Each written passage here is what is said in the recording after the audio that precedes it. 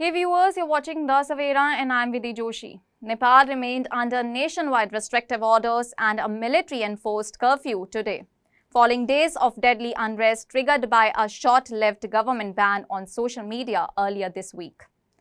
The capital, Kathmandu, has come to a standstill with the army deployed overnight to suppress the spiraling protest that culminated in the collapse of the government.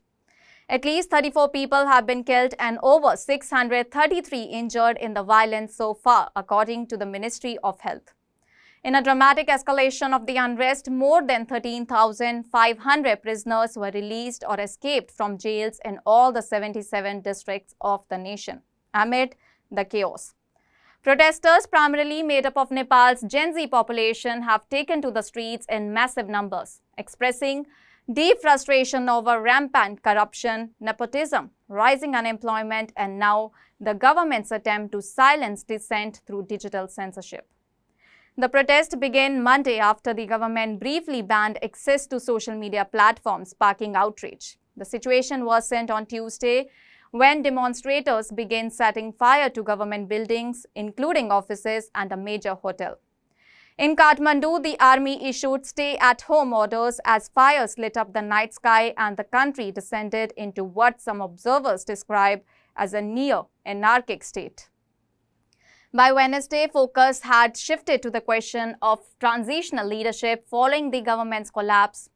Representatives of the protesters met with military officials at the army headquarters in Bandrakali to discuss potential interim leaders. Among the names being considered was Sushila Karki, a popular former Chief Justice known for her anti-corruption stance, and Balen, Kathmandu's 35-year-old mayor, a rapper turned engineer who enjoys significant support among young workers.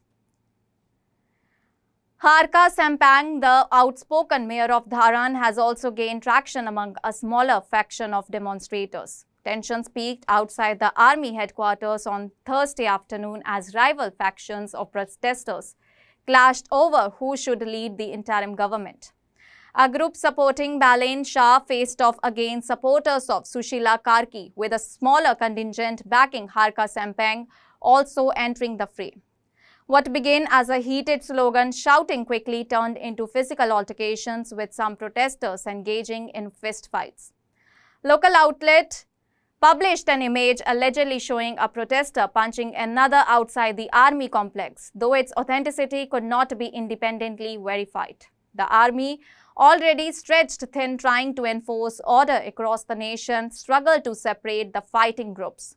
A military spokesperson confirmed that Army Chief General Ashok Raj Sigdal held talks on Wednesday with several protest leaders to push for a unified proposal, but divisions remain sharp.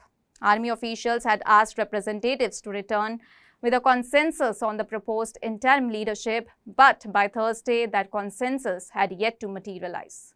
As scenes of unrest spread nationwide, President Ramchandra Paudel issued a rare television appeal for calm. He urged all the sides to show restraint and promised that efforts were being made to resolve the crisis within the framework of the Constitution. In this difficult situation, I am deliberating on how to resolve the crisis, protect democracy and maintain peace and order, he said.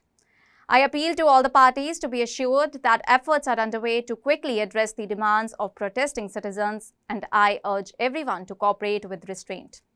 For now, Nepal remains tense and uncertain, with a curfew still in place and streets largely deserted. The question of who will lead the country through this transitional phase remains unresolved, as Gen Z protesters, once united by frustration, now find themselves divided over the very leadership that might represent the change they have so powerfully demanded.